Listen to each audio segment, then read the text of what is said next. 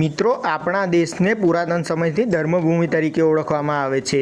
આપણા દેશમાં ઘણા એવા તીર્થસ્થાનો છે જ્યાં અલગ અલગ પ્રકારની માનતાઓ તેમજ બાધાઓ માનવામાં આવે છે.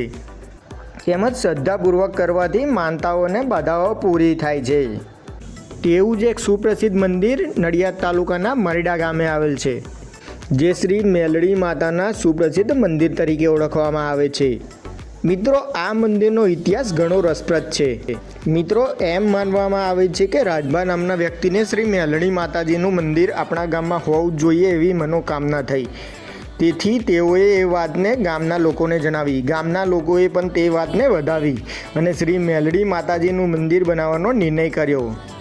અને રાજભાને માતાજીએ સ્વપ્નમાં આવીને જણાવ્યું કે રાજસ્થાનના જયપુરમાં એક ગામ છે, ત્યાં જઈ મારી મૂર્તિ લઈ આવ અને તે મૂર્તિની સ્થાપના તું અહીંયા કર. રાજભાએ તે વાતને ગામના લોકોને જણાવી. ગામના લોકોએ અને રાજભાએ તે સ્થળની મુલાકાત લીધી. મુલાકાત લેતા જ ચમત્કાર થયો. જે પ્રમાણે સ્વપ્નમાં આવીને માતાજીએ જણાવ્યું હતું તે જ મૂર્તિ તે જગ્યાએથી મળી આવી, જેથી ગામના લોકોએ તે મૂર્તિને 2003માં મરીડા ગામે સ્થાપિત કરી.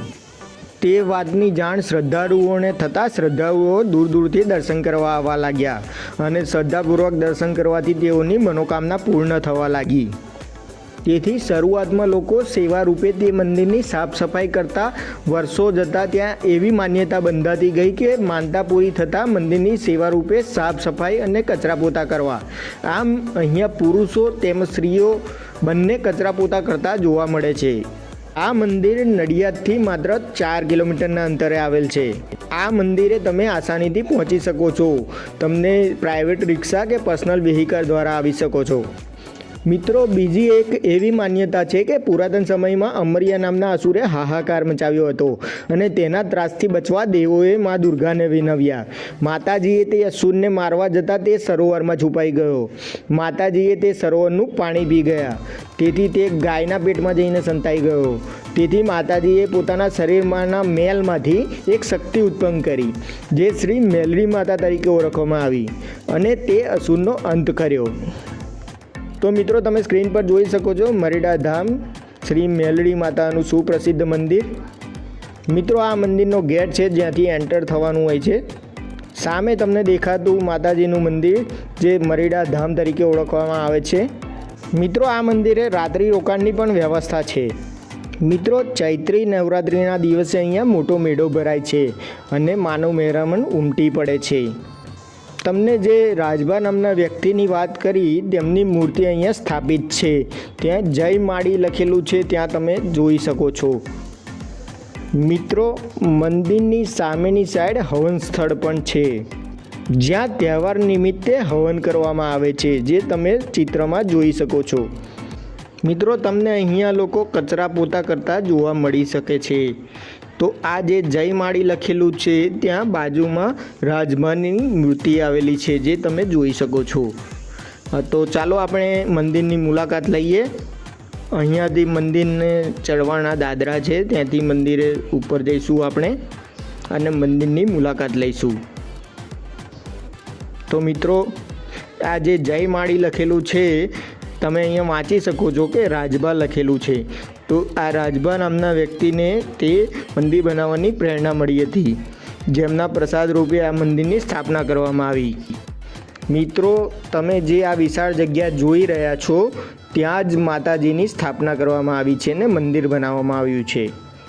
મિત્રો, આ એ રાજભાજીની મૂર્તિ છે કે જેમને આ મંદિર બનાવવાની પ્રેરણા મળી હતી. તો ચાલો આપણે હવે મંદિરની મુલાકાત લઈએ ને ઉપર જઈને માતાજીના દર્શન કરીએ. શ્રી મેલડી માતાજી તમારી મનોકામના પૂર્ણ કરે. તો ચાલો આપણે ઉપર જઈને માતાજીના દર્શન કરી લઈએ. તો અહીંયાથી તમારે દાદરા ચડવાના રહેશે અને ઉપર માતાજી બિરાજમાન છે. મિત્રો, તમને અગાઉ જણાવ્યું તે મુજબ તમે જોઈ શકો છો સ્ક્રીન પર કે લોકો કચરા વારી રહ્યા છે, જે તેઓની મનોકામના પૂર્ણ થતાં તેઓ શ્રદ્ધાપૂર્વક તે કરતા હોય છે. તો ચાલો મિત્રો, આપણે ઉપર જઈને માતાજીના દર્શન કરીએ. મિત્રો, આ માતાજીનું મંદિર ઘણું સુપ્રસિદ્ધ છે. દૂર દૂરથી આ માતાજીના દર્શન કરવા લોકો આવતા હોય છે. તમે સ્ક્રીન પર શ્રી માતાજીના દર્શન કરી શકો છો. મિત્રો તમે જોઈ શકો છો કે બાજુમાં લોકો કચરા વારી રહ્યા છે, જે તેઓની મનોકામના પૂર્ણ થતાં તેઓ શ્રદ્ધાપૂર્વક સેવા રૂપે કરતા હોય છે. માતાજીનું આ વાહન છે જે તમે ચિત્રમાં જોઈ શકો છો અને આ માતાજીના દર્શન કરી શકો છો. શ્રી મેલડી માતાજી તમારી મનોકામના પૂર્ણ કરે.